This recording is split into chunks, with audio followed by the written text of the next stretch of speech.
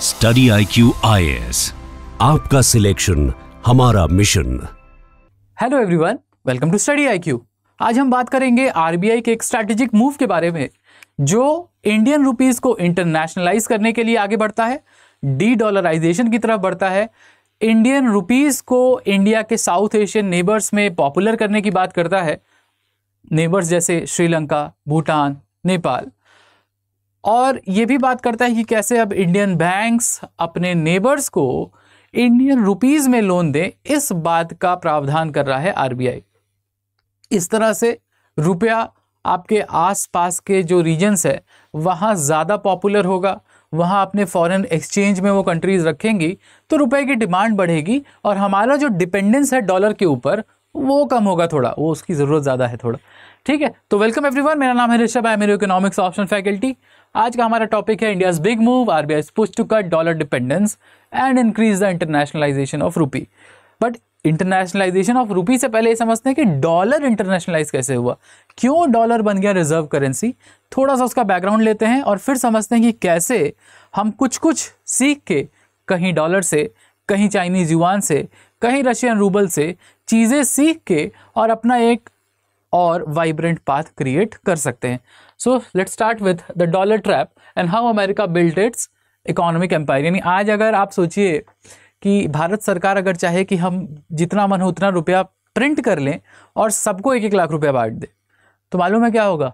भारत के करेंसी की value devalue हो जाएगी, भारत में महंगाई आ जाएगी। अमेरिका के साथ ऐसा नहीं होता। क्यों नहीं होता? इसलिए नहीं होता क्योंकि आज भी 90% of the global trade uses what? The dollar. Dollar use करके ट्रेड हो रहा है दुनिया भर में। भले अमेरिका के साथ ट्रेड हो रहा हो या ना हो रहा हो, दुनिया भर का ट्रेड डॉलर में ही होता है।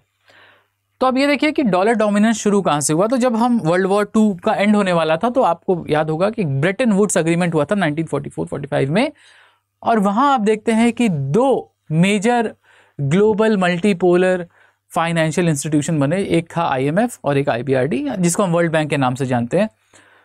और वहां से डॉलर का डोमिनेंस शुरू होता है क्योंकि वहां पे एक अग्रीमेंट, एक और चीज होती है कि अब डॉलर बनेगा दुनिया की रिजर्व करेंसी। डॉलर पेग किया जाएगा गोल्ड के साथ, यानी गोल्ड के साथ कैसे? $35 में 1 आउंस ऑफ गोल्ड आप प्राप्त कर सकते हैं।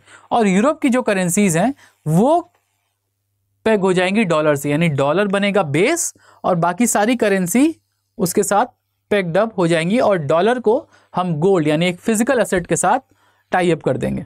तो इससे डॉलर बन गया रिजर्व करेंसी। और 1971 आते आते जब रिचर्ड निक्सन अमेरिका के प्रेसिडेंट थे, तो वो कहे कि अब ये गोल्ड लिंक तोड़ने का समय आ गया है कि हमें नहीं अपने। अब होता क्या था कि गोल्ड एक फिजिकल एसेट है, तो जितना गोल्ड आपके पास है डॉलर का वैल्यू उतना ही है ना। जितना गोल्ड आपके पास ज़्यादा है उतना डॉलर का वैल्यू है।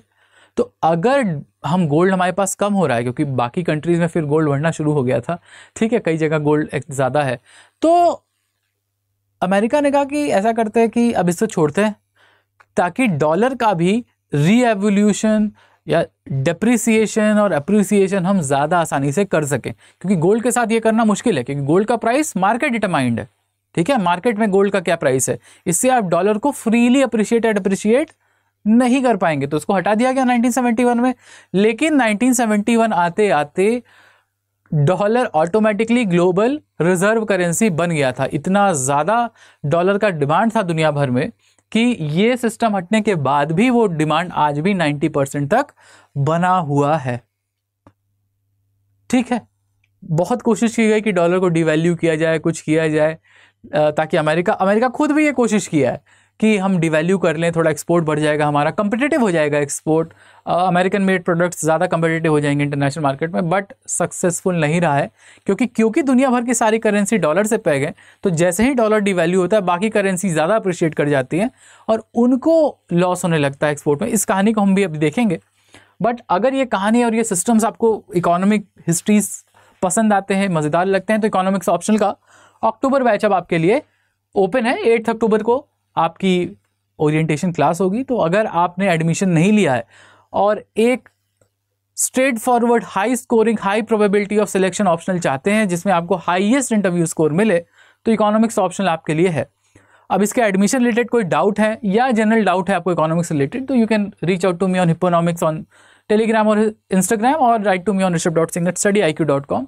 इस दोनों जगह पे आप रीच आउट कर सकते हैं, एडमिशन हो या फिर डाउट्स हो, किसी चीज़ के लिए भी I am open to all, ठीक है। और जो भी एडमिशन आपको लेना है, अगर आप मुझसे बात नहीं कर पा रहे हैं तो platinum batch of economics option आपके लिए है, क्योंकि इसमें आपको मेंटरशिप मिलती है और टेस्ट सीरीज।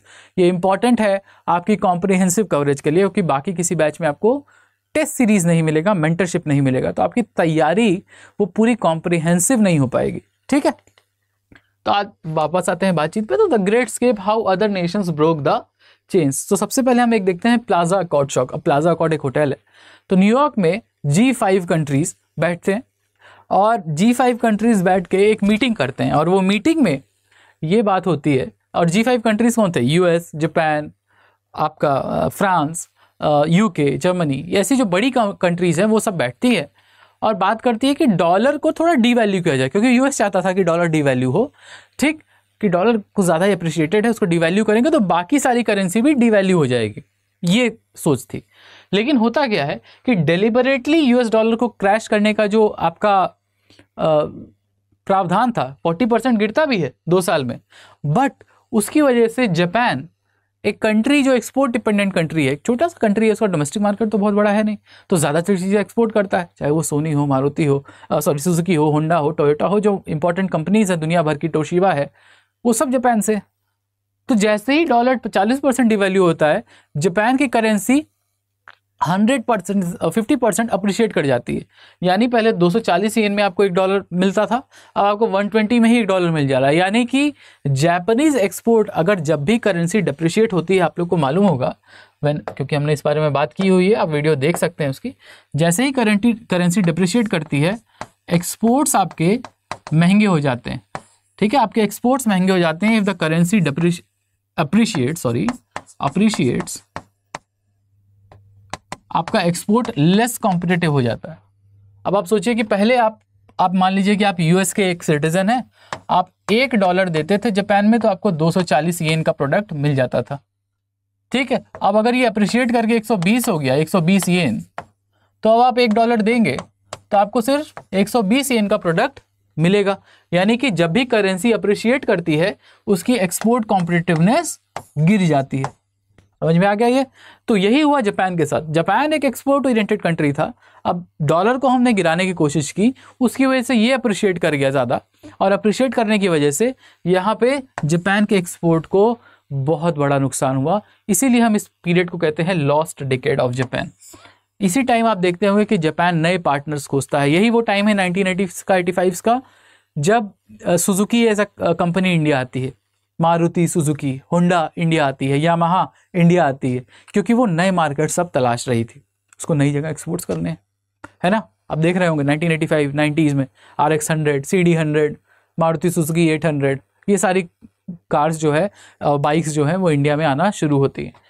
इसीलिए इकोनॉमिक थ्योरी कहती है कि there is an impossible trinity, यानी एक इंडिपेंडेंट मॉनेटरी पॉलिसी होना with a fixed exchange rate and a free capital flow is not possible. This is the impossible trinity जो जापान के साथ हुआ, ठीक, क्योंकि एक्सचेंज रेट उनका डॉलर के साथ फिक्स था, मॉनेटरी पॉलिसी उनकी इंडिपेंडेंट थी, बट कैपिटल फ्लो नहीं हो पाया। क्यों? क्योंकि करेंसी उनकी अप्रिशिएट कर गई, तो कैपिटल वहां से आना कम हो गया, ठीक। तो हम देखते हैं कि अब ये तो प्रॉब्लम थी 1985 की। अब हम चाइना की बात करते हैं, चाइनाज ग्रेजुअल रेवोल्यूशन। तो चाइना, सबसे बड़ी बात है कि वो डॉलर के साथ लड़ाई करता ही नहीं। China wants a separate order. उसको ये है कि ठीक है, डॉलर है, एग्जिस्ट करेगा, कोई दिक्कत नहीं है, लेकिन जैसे डॉलर का डोमिनेंस है वर्ल्ड ट्रेड में, क्योंकि China is the manufacturing power house of the world, तो चाइना कहता है कि जब हमसे ही खरीद रहे हो तो युआन में पे कर दो ना। तो चाइना अब एक नई चीज शुरू किया, चाइना इन्वेस्ट करना शुरू किया दूसरी कंट्रीज में, जैसे बेल्ट एंड रोड इनिशिएटिव, नाम सुने होंगे, BRI, belt and road initiative. $1 trillion का इन्वेस्टमेंट है, इंफ्रास्ट्रक्चर इन्वेस्टमेंट दूसरी कंट्रीज में, और वहां चाइना युआन में इन्वेस्ट करता है। अब युआन में जब इन्वेस्ट करे, अब सोचो कि अगर एक कंट्री है पाकिस्तान, अब अगर यहाँ डॉलर की जगह युआन में इन्वेस्ट कर रहा है चाइना, तो पाकिस्तान के फॉरेक्स में चाइनीज करेंसी बढ़ रही है, यानी कि अब मान लो कि पाकिस्तान चाइना के साथ अगर ट्रेड करता है तो ये युआन डायरेक्टली चाइना को वो पे कर देगा। तो डॉलर का जो बीच में डॉलर आता था, डॉलर की वजह से ट्रेड हो रहा है, वो खत्म हो गया। तो युआन को इन्वेस्ट किया और युआन से ही पेमेंट ले लिया, बीच में डॉलर खत्म हो गया। ठीक है, इस तरह से यूज किया। इसी तरह शांघाई ऑयल फ्यूचर्स है। शांघाई ऑयल फ्यूचर्स यानी ऑयल ट्रेड होता है मार्केट पे। आज 14.5% के आसपास का वहां पे वेटेज है उस ट्रेडिंग का। Cross border interbank payment system यानी सिप्स। अब इस सिप्स का यूज करके चाइना और रशिया ट्रेड बहुत तेजी से बढ़ा, इतना बढ़ा कि 12.7 ट्रिलियन डॉलर एनुअली ये अब ट्रांजैक्ट करता है। स्विफ्ट, जैसे एक स्विफ्ट सिस्टम है, आप नाम सुने होंगे, वो भी एक इंटरबैंक सिस्टम है। तो वहां पे भी, अब वहां पे तो रशिया के ऊपर सैंक्शन लग गए, तो स्विफ्ट सिस्टम का यूज कर नहीं सकते, डॉलर का यूज अब रशिया कर नहीं सकता, तो करे क्या? तो अब ये चाइना का जो स्विफ्ट सिस्टम है उसके थ्रू रशिया में अब ट्रांसफर होते हैं पैसे। ठीक है, तो इस तरह से भी चाइना अपने करेंसी का जो पावर है, डोमिनेशन है, वो धीरे धीरे बढ़ा रहा है। उसी तरह अगर हम रशिया की बात करें, रशियाज फोर्स्ड इनोवेशन, क्योंकि चाइना तो अपने मन से किया बट रशिया के ऊपर तो फोर्स किया गया, स्विफ्ट सैंक्शन लग गए। अब स्विफ्ट सैंक्शन लग गए तो डॉलर में तो वो ट्रेड कर नहीं सकते, तो डी डॉलराइजेशन करना पड़ेगा। तो इसीलिए आप देखते हैं कि रशिया और चाइना के बीच में ट्रेड लगभग 26% के आसपास बढ़ता है। और ज्यादातर ट्रेड किसमें होता है? युआन में, चाइनीज करेंसी, और रूबल्स में, जो कि रशिया की करेंसी है। इसकी वजह से एक अल्टरनेट पेमेंट सिस्टम यानी सिप्स को क्रिएट किया गया सिर्फ 24 मंथ्स में। अब हम देखते हैं इंडिया का केस। अब इंडिया का जो स्ट्रैटेजी है, ठीक है, इंडिया का जो स्ट्रैटेजी है वो आरबीआई गाइडेड और इंडिया गवर्नमेंट गाइडेड है। और वो स्ट्रैटेजी भारत के रुपए को अपने कम से कम नेबर्स में या अपने आसपास की कंट्रीज में उसका यूज बढ़ाना, और उसको, जैसे डॉलर हर जगह डोमिनेंट है, उसका डोमिनेंस बढ़ाना और उसको as a medium of exchange acceptable करना, ये करना चाहती है सरकार या आरबीआई। तो आरबीआई क्या कर रही है कि ये 3 तरह से इंटरनेशनलाइज करने की कोशिश करेगी। पहला है रीजनल डोमिनेशन। रीजनल मतलब साउथ एशियन नेबर्स के साथ ट्रेड करेंगे, और किस में करेंगे? रुपए में करेंगे। या इन्वेस्ट भी करेंगे तो किसमें करेंगे? रुपए में करेंगे। जैसे युआन में हमने देखा, बेल्ट एंड रोड इनिशिएटिव में वो कर रहा है। तो नेपाल, भूटान और श्रीलंका जैसी जो आपकी कंट्रीज है, वहां पे रुपीज में लेंडिंग को अब एक्टिवेट कर दिया गया। यानी बैंक्स को बोला गया है कि देखो ऐसा है कि अगर इंडिया है, मान लो इंडिया का कोई बैंक है, ठीक है, अब ये इंडिया का बैंक, मान लो नेपाल में कोई प्रोजेक्ट बन रहा है, जैसे नेपाल में कोई लेट्स से रोड बनानी है, ठीक है, तो अब इस रोड को बनाने के लिए इंडियन बैंक्स इसको लोन देंगे, नेपाल लोन लेगा। तो इस लोन को डॉलर में ना देके सीधे सीधे रुपीज में दिया जाए। तो जैसे ही हम मान लो कि 100 करोड़ का हमने लोन दे दिया नेपाल को, ठीक, तो ये 100 करोड़ रुपीस नेपाल के फॉरेक्स का हिस्सा हो गए। नेपाल के फॉरेक्स में 100 करोड़ रुपीस चले गए। अब नेपाल बहुत सारी चीजें इंडिया से इंपोर्ट करता है, जैसे पेट्रोलियम, ठीक है, पेट्रोलियम इंपोर्ट करता है। तो जैसे ही पेट्रोलियम इंपोर्ट करेगा नेपाल, ठीक है, ये इंपोर्ट करेगा, तो ये जो 100 करोड़ रुपए थे, वो 100 करोड़ रुपए direct 100 crore rupees Nepal India को ट्रांसफर कर देगा वापस। तो बिना डॉलर बीच में आए हुए सारा ट्रेड हम रुपए में कर लिए, तो हमको कन्वर्जन चार्ज नहीं देना पड़ा, हमको डॉलर का मुंह नहीं देखना पड़ा। तो यही काम हम अपने नेबर्स के साथ कर सकते हैं। तो India already 90% of the trade in south Asia is controlled by India, यानी चाहे वो श्रीलंका हो, चाहे वो भूटान हो, चाहे वो नेपाल हो, इन कंट्रीज का डिपेंडेंस इंडिया पे बहुत ज़्यादा है। तो इस चीज़ का यूज इंडिया कर सकता है। एंड इकोनॉमिक थ्योरी भी कहती है कि ऑप्टिमल करेंसी एरिया अगर है, यानी रीजनल करेंसी जोन्स सबसे अच्छा काम तब करते हैं जब ट्रेड इंटीग्रेशन ज़्यादा हो, और यहाँ पे तो 90% है ट्रेड इंटीग्रेशन, यानी most of the trade that these south Asian countries do is with India. Bharat के साथ ही ये कंट्रीज ट्रेड ज़्यादा करती हैं। तो यहाँ पे ऑप्टिमल करेंसी एरिया क्रिएट किया जा सकता है कि रुपया भाई एक्सेप्ट कर लो, क्योंकि हम आपको इन्वेस्ट करेंगे रुपए में, और आप वो रुपये हमसे कुछ इंपोर्ट करना तो वापस कर देना। तो as a medium of exchange हम रुपए को ले आ सकते हैं as a tradable currency. Second, reference rate revolution. Reference rate क्या है? तो इंडिया, इंडोनेशिया और इधर यूएई।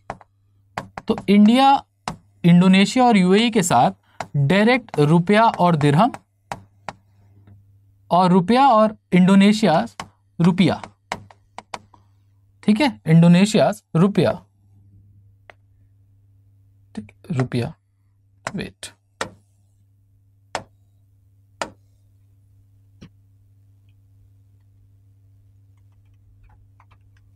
रेफरेंस रेट में इंडिया क्या करेगा, यूएई की करेंसी के साथ और इंडोनेशिया की करेंसी के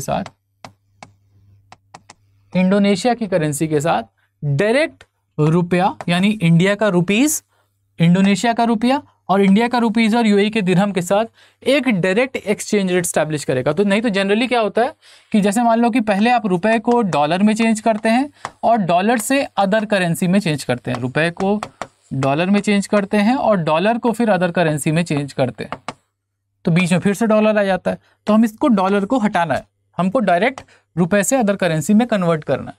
तो FBIL क्या करता है, एक ट्रांसपेरेंट मैकेनिज्म क्रिएट करता है और रुपए का एक्सचेंज रेट डायरेक्ट, दो कंट्रीज अभी इसके लिए तैयार हैं, यूएई का दिरहम और इंडोनेशिया का रुपया, इन दो करेंसी का रुपए से डायरेक्ट कन्वर्जन करने की बात हो रही है। तो इससे क्या होता है, डॉलर कन्वर्जन जो होता है बायलैटरल ट्रेड में, उसकी जो कन्वर्जन फीस लगती है वो हम हटा सकते हैं और इससे क्या होगा कि प्राइस डिस्कवरी बेहतर होगी। क्यों बेहतर होगी, क्योंकि आप जब डायरेक्ट कन्वर्ट कर रहे हैं तो फिर आपको डॉलर नहीं देखना पड़ेगा, कन्वर्जन रेट्स नहीं देखने पड़ेंगे, ठीक है, कन्वर्जन की जो फीस लगती है वो नहीं देखनी पड़ेगी। तो इससे क्या होगा, लिक्विडिटी बढ़ेगी और ट्रांजैक्शन कॉस्ट कम होगा। इसी तरह अगर हम देखें द वोस्त्रो अकाउंट इनोवेशन, अब ये वोस्त्रो अकाउंट क्या है, वोस्त्रो अकाउंट एक स्पेशल वोस्त्रो अकाउंट है, इसको स्पेशल वोस्त्रो बोल लो, स्पेशल रूपी वोस्त्रो अकाउंट, ठीक है, SRVA। अब इसमें क्या होता है, SRVA में क्या होता है, तो देखिए SRVA में होता है कि ये मान लीजिए कि रशिया है, ठीक है, कि कोई रशिया का बैंक है। अब ये रशिया का बैंक क्या करता है, किसी इंडियन बैंक में अपना अकाउंट खोल लेता है, अकाउंट ओपन, ठीक है। तो ये रशियन बैंक अब इंडियन बैंक में अपना अकाउंट खोल लिया। तो इंडिया रशिया में जो ट्रेड हो रहा है, क्योंकि ज़्यादातर हम पेट्रोलियम कहाँ से ले रहे हैं, रशिया से ले रहे हैं, तो अगर हम रशिया से ऑयल को इंपोर्ट कर रहे हैं, तो रशिया को पे भी तो करेंगे, इंडिया रशिया को पे भी तो करेगा। और पेमेंट जनरली किस में होती है, डॉलर्स में, और डॉलर्स में हम रशिया को पे नहीं कर सकते क्योंकि यहाँ तो सैंक्शन लगा है, तो हमको रुपए में पेमेंट करना है।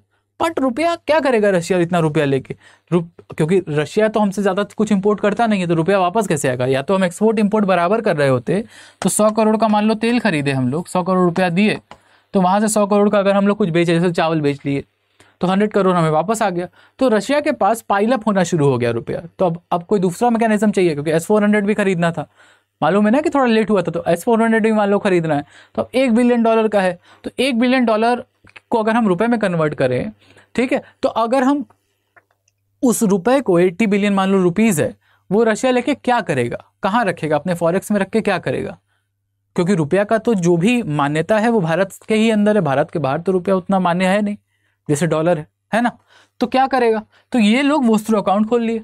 तो इससे क्या होता है कि जो हम ऑयल इंपोर्ट करते हैं, तो इंडिया के जो इंपोर्टर्स हैं वो डायरेक्ट इस अकाउंट में, रशियन बैंक के इंडियन अकाउंट में पैसा ट्रांसफर कर देते हैं, किस में, रुपए में, रशियन बैंक के इंडियन अकाउंट में रुपए में ट्रांसफर कर देते हैं। तो अब इनके पास जब रुपया आ गया, अब इस इंडियन अकाउंट में, रशियन बैंक के इंडियन अकाउंट में रुपया जमा है।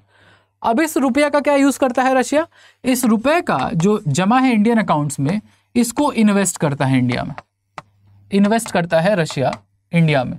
कहाँ कहाँ इन्वेस्ट करता है, गवर्नमेंट सिक्योरिटीज में, कॉरपोरेट बॉन्ड्स में, इंफ्रास्ट्रक्चर प्रोजेक्ट्स में, या फिर डायरेक्ट स्टॉक मार्केट में भी इन्वेस्ट कर देता है। यानी भारत में जो कैपिटल कमी होती है, यानी generally India is a capital scarce country, पैसे की कमी है यहाँ पे, ठीक है। तो कैपिटल स्कार्स कंट्री में अगर हमको इन्वेस्टमेंट मिल रहा है रशिया से, अब रशिया के लिए क्या फ़ायदा है, रशिया के लिए ये फ़ायदा है कि वो जो इन्वेस्टमेंट करेगा उस पर उसको इंटरेस्ट भी मिलेगा। तो मान लो आज इन्वेस्ट किया है, तो जनरली शॉर्ट टर्म इन्वेस्टमेंट नहीं होते हैं, लॉन्ग टर्म होते हैं। आज से 5 साल 6 साल 10 साल के बाद जो पैसा मिलेगा, 5 साल के बाद पता नहीं क्या स्थिति होगी रशिया के साथ, इंडिया के साथ, ठीक है। तो ये जो एक्स्ट्रा पैसा मिलेगा, जो अर्निंग होगी, इंटरेस्ट अर्निंग होगी रशिया की, बाद में वो हो सके तो रूबल में कन्वर्ट कर लेगा और सीधे रशिया ले जा पाएगा, ठीक है। तो इस तरह से हम ट्रेड कर पा रहे हैं बिना डॉलर को बीच में ले आए हुए। तो this is the vostro account. So every rupee kept away from dollar, यानी जितना हम डॉलर का यूज कम करेंगे तो डॉलर कन्वर्जन रेट नहीं देना पड़ेगा हमें, तो लगभग 0.5% तक ट्रांजैक्शन कॉस्ट बचाएंगे। That can means a savings of $3.5 billion annually, $3.5 billion annually, ठीक है। तो यही है हमारी केस स्टडी जो हमने अभी आपको बताया। जैसे इंडिया का रशिया का ट्रेड जो है 55.6 बिलियन डॉलर है करेंटली, ठीक है, ज़्यादा ही है, 65 बिलियन डॉलर के आसपास अब हो गया है। और इंडियन ऑयल इंपोर्ट्स क्या है, रशिया से 46 बिलियन डॉलर का इंपोर्ट करते हैं, और रशियन रुपी एक्यूमुलेशन ये 40 बिलियन डॉलर का एक्स्ट्रा पैसा है रशिया के पास। और क्योंकि हम इंपोर्ट किए जा रहे हैं ऑयल, तो रशिया के पास रुपया बढ़ता जा रहा है। तो रुपया बढ़ रहा है तो क्या करे रशिया, यहाँ वो एस्क्रो अकाउंट खोल लिए और उसको इन्वेस्ट कर दिया इंडिया के गवर्नमेंट सिक्योरिटीज, इंफ्रा प्रोजेक्ट्स में, इंडिया की कंपनीज में इन्वेस्ट कर दिया, ताकि उसको इंटरेस्ट भी मिल जाएगा और हमें वो डॉलर वाला कन्वर्जन चार्ज नहीं देना पड़ेगा। ठीक है, so this is the economic theory, the recycling mechanism. तो इंडिया पे करता है रशिया को रुपए में, रुपया इन्वेस्ट करता है रशिया वापस से इंडियन असेट में, जैसे गवर्नमेंट बॉन्ड्स, जैसे इंफ्रा प्रोजेक्ट, जैसे रोड बन रही है, न्यूक्लियर प्लांट लग रहे हैं, लाइक दैट। इन्वेस्टमेंट क्या करता है, इंडिया के ग्रोथ को बूस्ट करता है, क्योंकि इन्वेस्टमेंट होगा तो जीडीपी बढ़ेगी।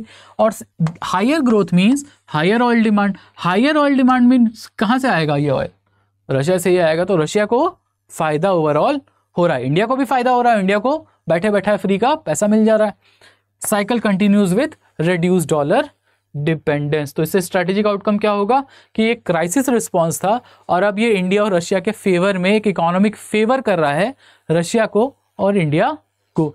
तो अगर हम फ्यूचर देखें तो फाउंडेशन फेज जो अभी चल रहा है, जो आरबीआई ने शुरू किया है, क्या कि साउथ एशियन नेशन के साथ हम रुपए में ट्रेड करें, रुपए में उनको लोन्स दें, और इसके साथ साथ यूएई इंडोनेशिया ट्रेड कॉरिडोर को एस्टैब्लिश जो किया गया है उसको और मैच्योर करने की कोशिश करें, ताकि हम डायरेक्ट रुपया से दिरहम, रुपया से और रुपी से रुपया का कन्वर्जन कर पाए बिना डॉलर को बीच में लाए हुए। ऑल्सो रशियन इन्वेस्टमेंट का रिसाइकलिंग इज परफेक्टेड मोर, ये जो वोस्त्रो अकाउंट है, जो ये 3 केस हमने अभी देखा है।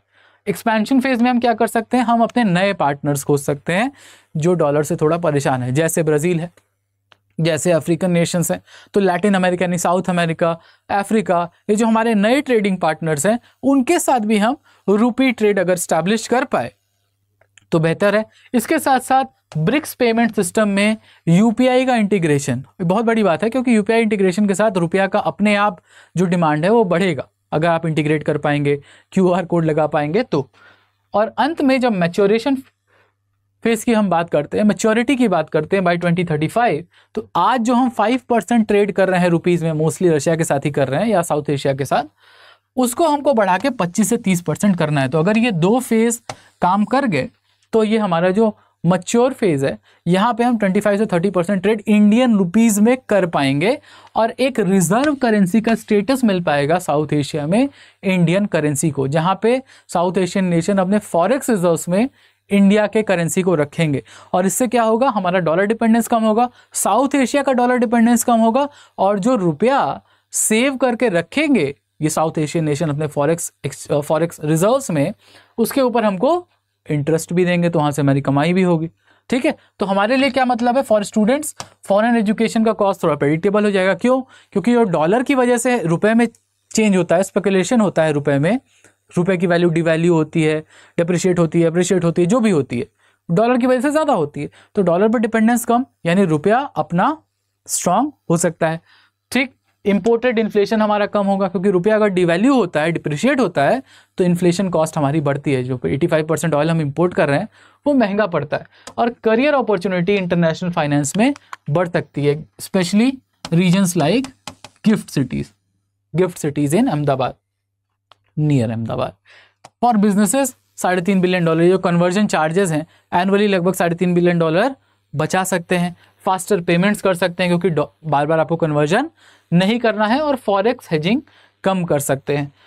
फॉर द इकोनॉमी, सबसे पहले तो ये है कि इंटरेस्ट अर्न कर सकती है भारत सरकार अगर हमारा जो रुपया है वो दूसरे देश अपने फॉरेन एक्सचेंजेस में रखेंगे, तो जैसे अभी हम लोग देते हैं यूएस को।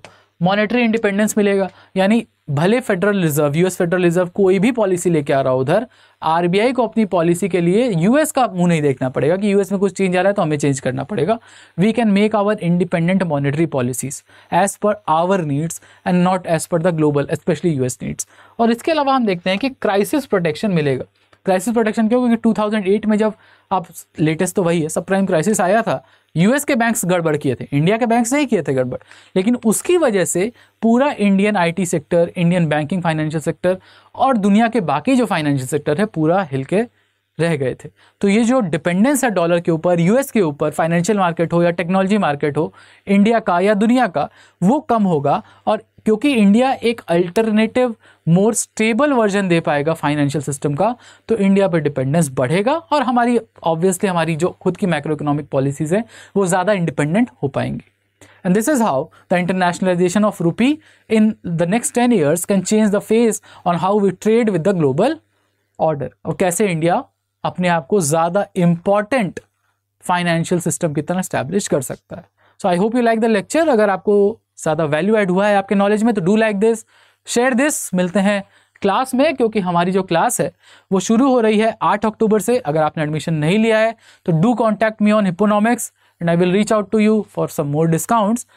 Baki, I will welcome you all in the class. Thank you everyone. Bye bye. Study IQ IAS, आपका सिलेक्शन हमारा मिशन।